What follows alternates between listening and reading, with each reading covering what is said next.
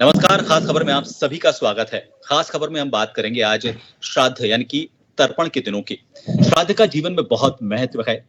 महत्व के साथ कई सवाल भी खड़े होते हैं क्योंकि जब इस परंपरा की या फिर कहें कि धार्मिक आयोजनों की जो शुरुआत हुई थी, उस वक्त की जिंदगी, उस वक्त का लाइफस्टाइल और आज का जो लाइफस्टाइल है, जीवन की जो व्यस्तताएं हैं बदल चुकी हैं। मान्यताओं में थोड़ा-सा बदलाव आता है, लेकिन आज की ज़िंदगी के साथ इनको अगर मान्यताओं को देखा जाए, तो कई बार इनमें कुछ ऐसी पेचीदगियाँ आ जाती हैं, जिसकी वजह से लोगों के मन में कई शंकाएँ रहती हैं कि हम श्राद्ध में हमारे पितरों का तर्पण करना चाहते हैं। उनको उनको मन से याद करते हुए, उनकी मन की इच्छाओं को पूरा करते हुए, उनको श्रद्धा भाव से नमन करना चाहते हैं। लेकिन हमारी जो ज़िंदगी है, उसकी वजह से कहीं ऐसा ना हो जाए कि पितर नाराज़ हो जाएँ, हमारे जो वरिष्ठ जन रहे हैं जो इस दुनिया का अब हिस्सा नहीं है, वो कहीं नाराज़ ना हो जाएँ। हम मन से जो करना चाहते हैं वो मन से उनके लिए पूरा कर पाएँ। तो आज ऐसे ही कुछ सवालों को लेकर इसके साथ ही श्राद्ध पक्ष का महत्व क्या है? कितना ज़रूरी हो जाता है श्राद्ध पक्ष का हमारी ज़िंदगी में महत्व और उनसे क्या सीख ले सकते हैं? कुछ सवाल भी हमारे कई दर्शकों के आए हैं, उन सभी सवालों के साथ उनका जवाब जानने की कोशिश करेंगे। हमारे साथ 3 ज्योतिषाचार्य जुड़े हुए हैं देश के 3 हिस्सों से, उन सभी से पहले आपका परिचय करवा देते हैं। जयपुर से हमारे साथ पंडित पुरुषोत्तम गौड़ जी जुड़े हुए हैं और हमारे साथ हरिद्वार से पंडित कैलाश नौटियाल जी जुड़े हुए हैं। दिल्ली से हमारे साथ आचार्य डीपी शास्त्री जी कुछ देर में इस चर्चा का हिस्सा होंगे। आप तीनों का बहुत-बहुत स्वागत है। सबसे पहले कैलाश जी आपके पास आना चाहिए। पंडित जी, जैसा मैंने अभी थोड़ा इंट्रो पार्ट जब दिया बताया आपको कि एक सवाल हमारे पास आया उसी से जुड़ा हुआ। लोगों का ये कहना है कि चूँकि सुबह से लेकर शाम तक शहर से दूर काम करने के लिए जाना पड़ता है। मैं मेट्रो सिटीज़ की बात करूँ। मेट्रो सिटीज़ में अक्सर ये होता है कि 2-2 3-3 घंटे का उनका सफ़र होता है।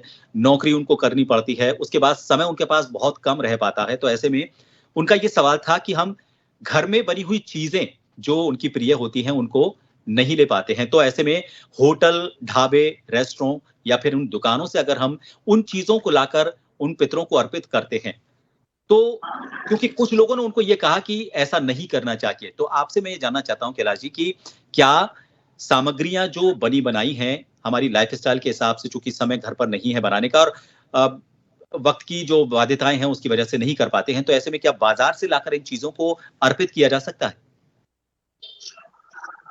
नहीं, नमस्कार। सबसे पहले तो मैं जैन टीवी का हार्दिक स्वागत करता हूँ और मेरा इसमें ये मत है कि देखो, मेरा ही नहीं, अभी तो शास्त्र का मत है कि पितृकर्म, जो भी पितृकर्म का होता है, पितृकर्म में सर्वप्रथम बहुत शुद्धता और पवित्रता की बहुत आवश्यकता है। ठीक है, आजकल भाग-दौड़ की ज़िंदगी है, बहुत सब लोग जो है बहुत भाग-दौड़ में, सब व्यस्तता का समय है। लेकिन व्यस्तता के क्षण में भी भगवान कहते हैं कि कुछ समय ऐसा निकालो, कर लो आराम से। तो भगवान के लिए और अपने पूर्वजों के लिए और अपने पितरों के लिए कुछ क्षण तो उससे निकालना चाहिए और शुद्धता और पवित्रता से ही बना करके श्राद्ध श्राद्ध का मतलब है जो श्रद्धा से किया हुआ काम, श्रद्धा से भाव के साथ अगर कार्य किया जाए, श्रद्धा से किया जाए, तो ही उसका। नहीं तो एक सामान्यतः अगर आप कहते हैं कि भाई ये करना है, जरूरी है और इससे जो है एक अपना वो समझते हो, तो उसमें उसका बहुत ज्यादा कोई फल नहीं मेरे हिसाब से। और शास्त्र का भी यही मत है कि जो है अगर कोई श्राद्ध कर रहे हैं तो श्राद्ध में श्रद्धा का विशेष महत्व है, श्रद्धा तो पूर्वक जो ऐसे में किया जाए। जी, तो क्या ये माना जाए कि अगर मान लीजिए मन का भाव तो उनका जाहिर सी बात है, वो अब श्राद्ध पक्ष मनाना चाहते हैं, पितरों को तर्पण भी करना चाहते हैं, तो ऐसे में बाजार से अगर वो कोई चीज लेकर आते हैं शुद्धता के साथ, अगर कहीं बनी हुई है तो उसको लाकर अगर वो अर्पित करते हैं तो इसमें कोई दोष नहीं है। बाजार से लाते हैं तो आप सूखा मतलब बिना पका हुआ अन्न जो है, जैसे फ्रूट दे दीजिए, ठीक है, दूध, आप दूध का दान कर सकते हैं, और या सूखी सामग्री है, अन्न, आटा है, चावल है, इस प्रकार से सूखा अन्न आप जो है उनके नाम से जो है संकल्प करा करके अन्न दे सकते हैं। या आप जो है पितरों के निमित्त ऐसा नहीं है कि आप जो है अगर जहाँ पर जो उपलब्धता है आप गौग्रास निकाल सकते हैं। गाय के लिए नहीं है जरूर, यही अनिवार्य नहीं है कि आपको पूरी निकाल करके ही गौग्रास निकालना है। आप गाय के लिए चारा निकाल सकते हैं, गौ का चारा निकालें, अन्य चीजें असहाय लोगों का उस दिन जो है, जो जिनको आवश्यकता है, जो भोजन करने, उन लोगों का भोजन करा सकते हैं।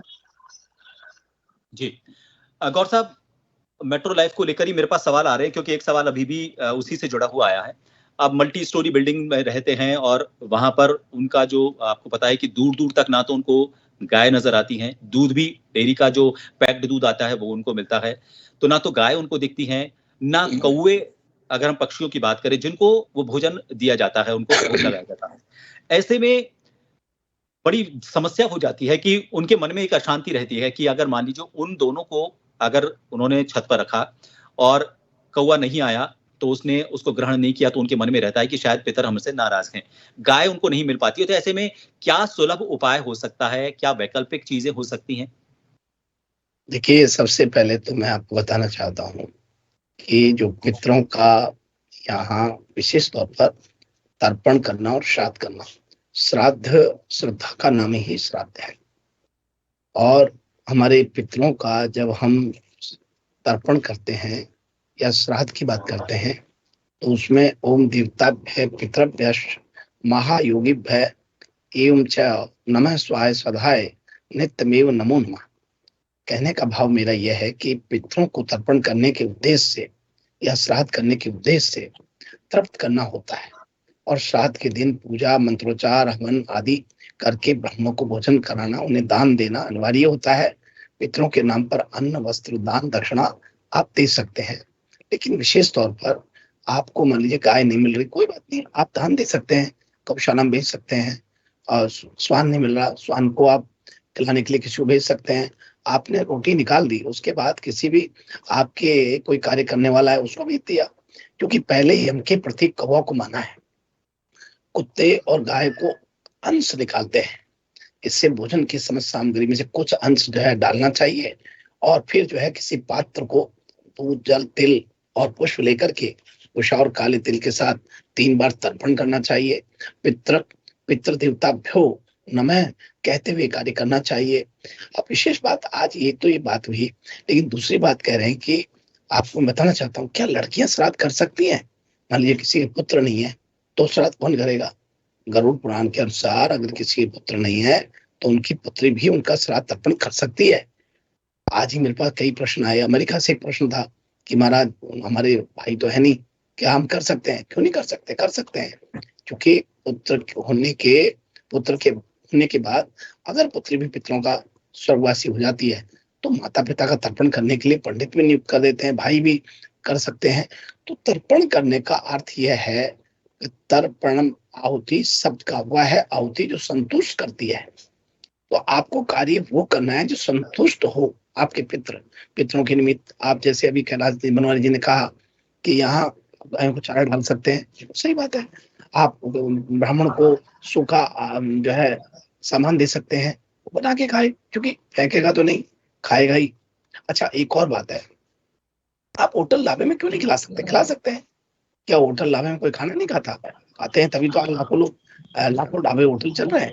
तो आज देखिए, अब जैसे कई लोग विदेश से मेरे पास फोन करते हैं, महाराज आपकी दक्षिणा हम ऑनलाइन कर देंगे, और आप जो है कृपा करके हमें तर्पण कराइए। ऑनलाइन तर्पण कराते हैं, फिर उसके बाद आपका भोजन साहब 5 स्टार होटल में हमने वहां बुक कर दिया है, आप भोजन लेंगे, फिर वो ऑनलाइन आपको प्रणाम करते हैं। तो आजकल सिस्टम बदल गया, आज 21वीं सदी का जमाना है, इसमें पुरानी बातें नहीं रही।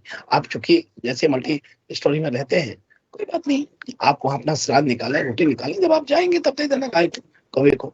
लेकिन कौवे तो छत पे आ ही जाते हैं, और खास तौर पर श्राद्ध में कौवे आते हैं, क्योंकि कौवा यम का प्रतीक होता है। और गाय जो है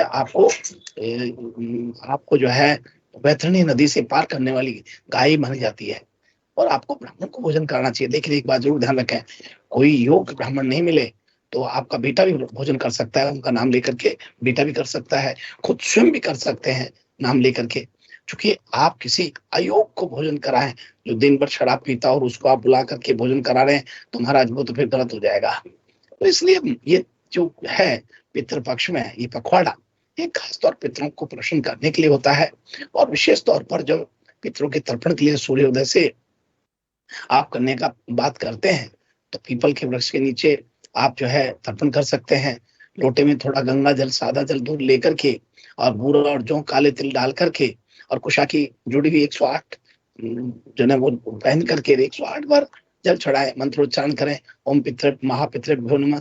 और ये देखिए मैं आपको बता दूं, आप ये मान के चलना, ये कोई भी व्यक्ति कितना भी बड़ा हो, कितने भी ग्रह आपके पक्ष में हो, यदि पितृदोष किसी को है तो व्यक्ति कभी तरक्की उन्नति नहीं कर पाता। अपने व्यक्तिगत निर्माण के लिए निरंतर संघर्ष करने के पश्चात भी विशेष सफलता की कसौटी पर जाने के लिए पितरों का आशीर्वाद चाहिए, और पितर हमारे पूर्वज कहलाते हैं।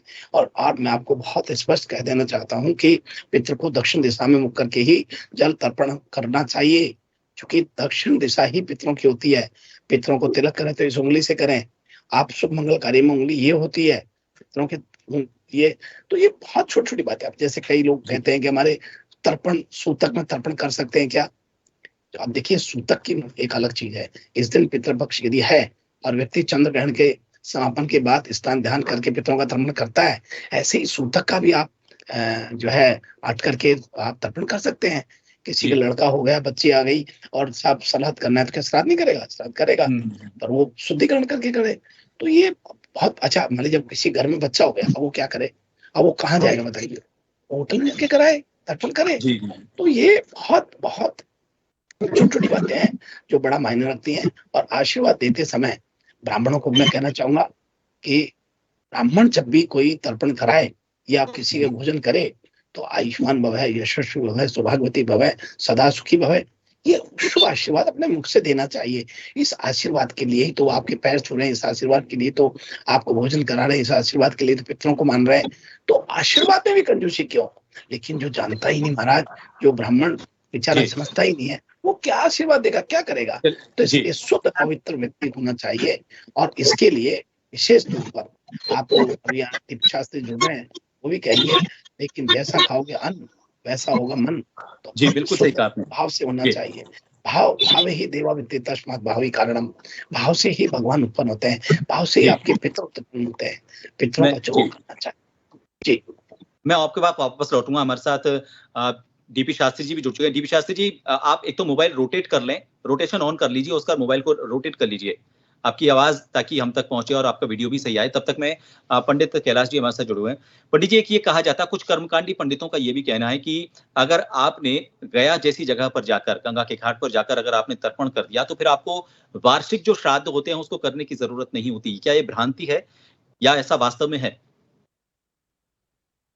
नहीं, ऐसा नहीं है कि गया श्राद्ध करने के बाद आप श्राद्ध नहीं कर सकते हैं। मैंने पहले भी कहा, श्राद्ध है जो श्रद्धा का विषय है। श्राद्ध ठीक है, उसमें दिया है श्राद्ध के लिए तो दिया है देवासुर नागा यक्ष गंधर्व किन्नरा। आप जो है 7 पीढ़ी तक अभी जो है श्राद्ध में सबसे पहले देवताओं को तर्पण दिया जाता है, फिर जो है ऋषियों को तर्पण दिया जाता है, तब पितरों को तर्पण दिया जाता है। ठीक है, पितृवंश से और अधिकार है। पंडित जी से, पंडित जी को प्रणाम करता हूँ। पंडित जी अभी कह रहे थे कि अधिकार की बात, तो अधिकार जो है मातृवंश से, उसी में जब तर्पण हम करते हैं तो उसमें आया मातृवंश से मृताश्च पितृवंश से मृताश्च गुरु ससुर बंधु नामे चान्य बांधवा स्मृता। ठीक है, मातृवंश का कोई पितृ हो या पितृवंश का हो, गुरु वंश का हो चाहे ससुर वंश का हो, ये चान्य बांधवा स्मृता, ये सारे मेरे वंश से। वैसे इन सब का जो है हमारे ऊपर वेद विहित, शास्त्र विहित, शास्त्र के अनुरूप अधिकार है।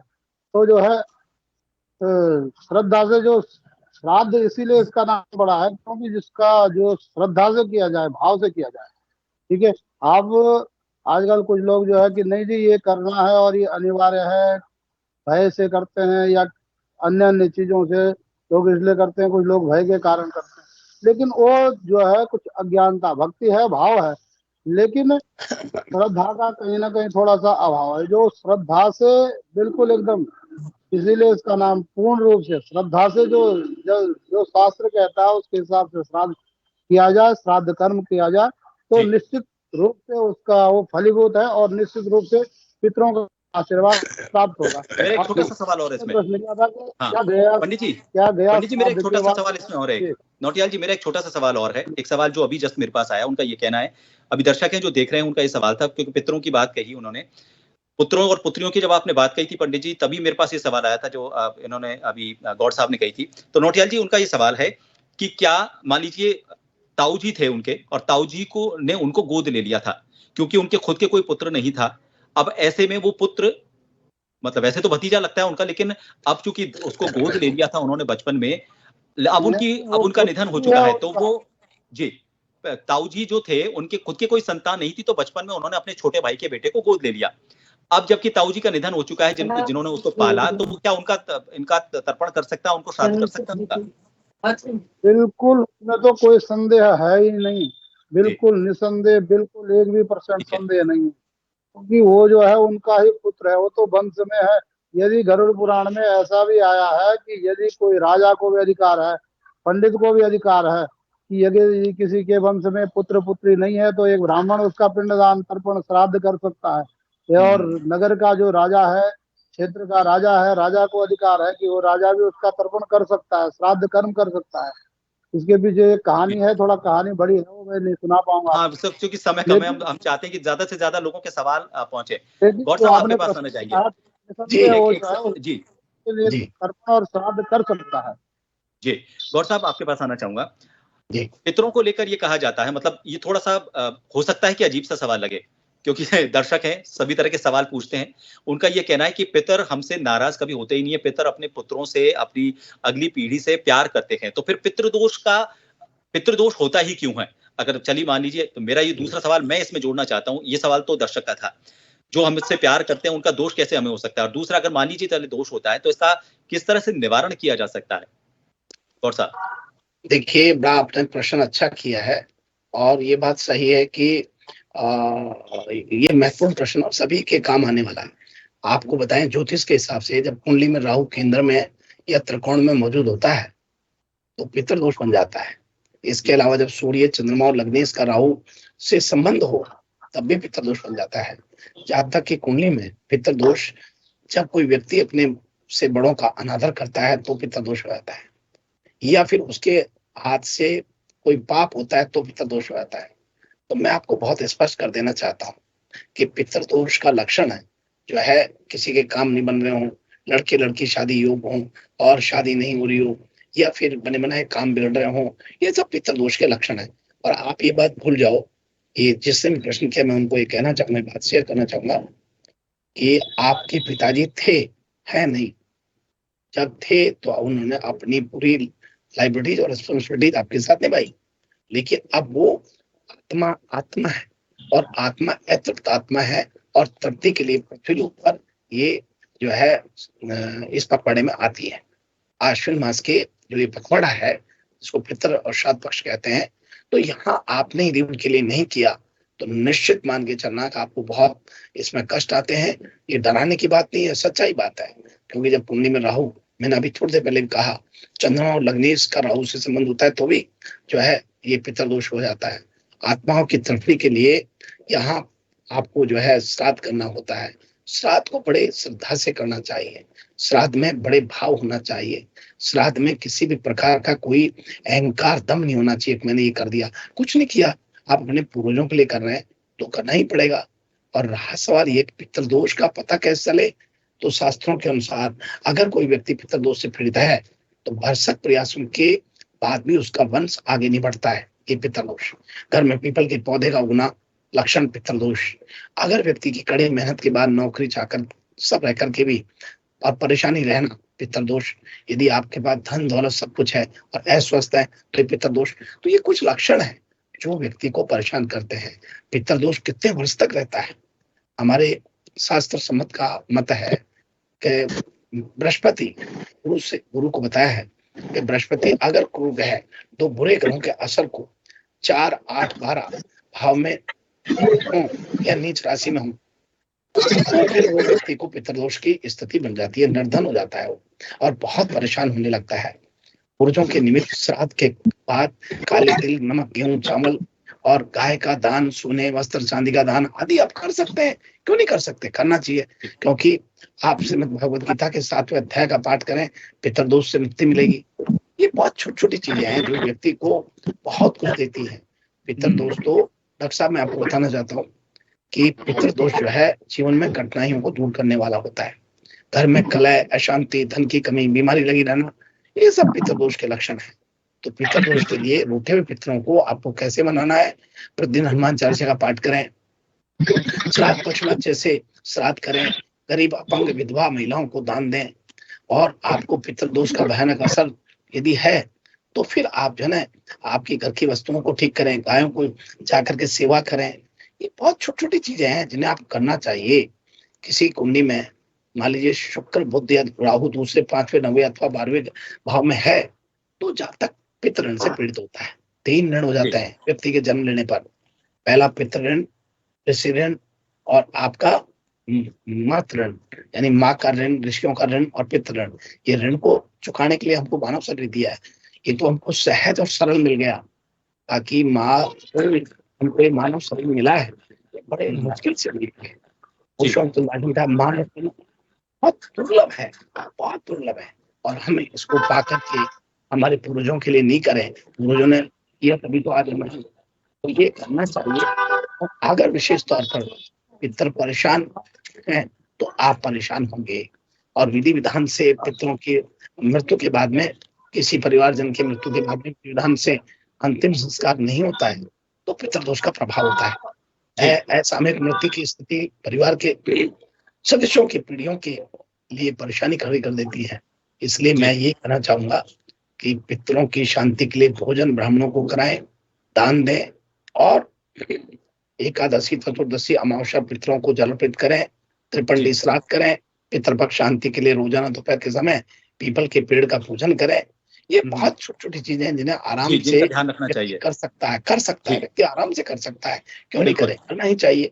अच्छा, एक और बात, आज जीवंत माता पिता की सेवा नहीं कर रहे और मरने के बाद आप जो है ड्रामा कर रहे हैं, दिखा रहे हैं कि हम पितृ श्राद्ध कर रहे हैं। ये और भी खतरनाक चीज है। हाँ, उसको पूरा एक इवेंट बना दिया जाता है और लोगों तक पहुंचाया जाता है। मैं डॉक्टर करते हैं, बल्कि फोटोग्राफी करके उसका सोशल मीडिया पर प्रसारण करना, ये सब ठीक नहीं है। इसे पितृदोष, माता पिता की सेवा करने से पितृदोष की मुक्ति मिलती है। नौटियाल जी के पास आना चाहूंगा। नौटियाल जी, ये कहा जाता है, जब ये जैसा बताया कि आदमी शुद्ध होकर अच्छी तरह से नहा धोकर पूजा पाठ करे, लेकिन इसमें कुछ चीजों को वर्जित भी माना गया है। शरीर पर तेल लगाना, सिर पर तेल लगाना, साबुन लगाना। अगर मान लीजिए ये चीजें वर्जित हैं तो फिर वो अपने आप को शुद्ध करते हुए कैसे पवित्र होकर नहा धोकर कैसे पूजा पाठ में बैठे? थोड़ी सी ये विरोधाभासी चीजें नजर आती हैं। तो असल बात क्या है, किस तरह से होना चाहिए? नहीं, इसमें विरोधाभासी कुछ नहीं है। विरोध क्या है इसमें तो सामान्य बात है कि भाई शुद्धता, पवित्रता सब चीजों के लिए है। अवश्य है, आप कोई पूजा में बैठे, कहीं किसी चीज में बैठे तो आप जो है तैयार होकर के, साफ सुथरे होकर के ही तो पूजा पाठ करोगे। साबुन और तेल लगाने को वर्जित क्यों माना जाता है? फिर अगर मान लीजिए साबुन नहीं लगाएगा तो लोगों को लगेगा कि मैं नया नहीं रखते।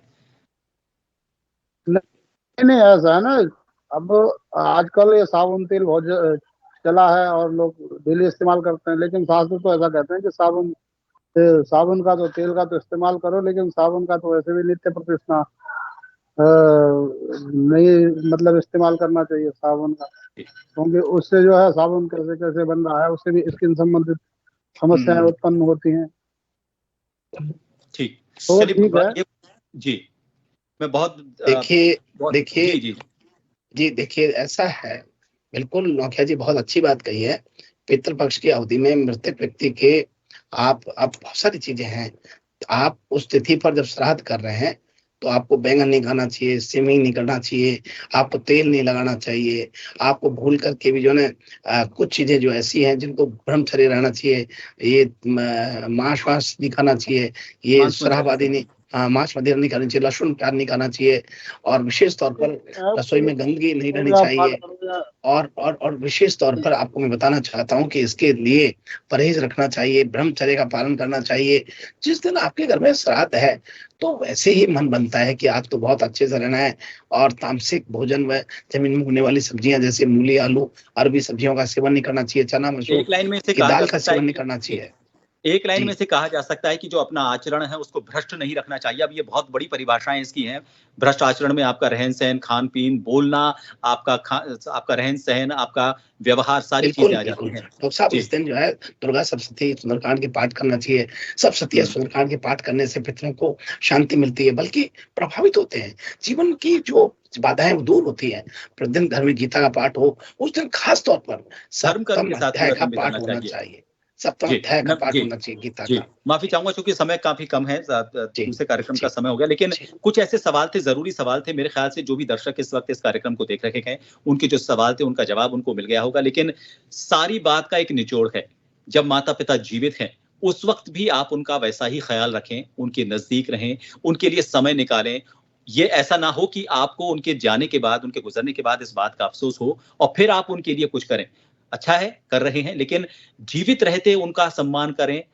उनके दूसरे लोक में गमन के बाद तो आप सम्मान कर ही रहे हैं, लेकिन उसको आडंबर के तौर पर ना बनाया जाए। अपना व्यवहार ऐसा रखें, परिवार का ख़्याल रखते हुए कि अपने आचरण को शुद्ध रखना है, जो नियम कायदे हैं उनका पालन करना है। ये बात ज़रूर है कि आपके लाइफ़स्टाइल की वजह से, आपकी नौकरी की वजह से आप जिस तरीके से रहते हैं, आपका जो आजकल का जीवन यापन है, उसके हिसाब से कुछ बाध्यताएँ आप पर हो सकती हैं। लेकिन जैसा कि दोनों पंडितों जी ने कहा कि श्राद्ध का मतलब है श्रद्धा। आपकी श्रद्धा अगर पवित्र होगी, तो मेरे ख़्याल से आप चावल का एक दाना भी उनको अगर अर्पित करते हैं, तो उनकी आत्मा ही नहीं, पूरी तरह से वो तृप्त हो जाएँगे और आपको आशीर्वाद देकर ही जाएँगे। बहुत-बहुत शुक्रिया आप दोनों का हमसे जुड़ने के लिए पंडित जी। ख़ास खबर में इतना ही। दीजिए इजाज़त। श्री राम, जय राम, जय जय राम, मेरे राम की जय हो।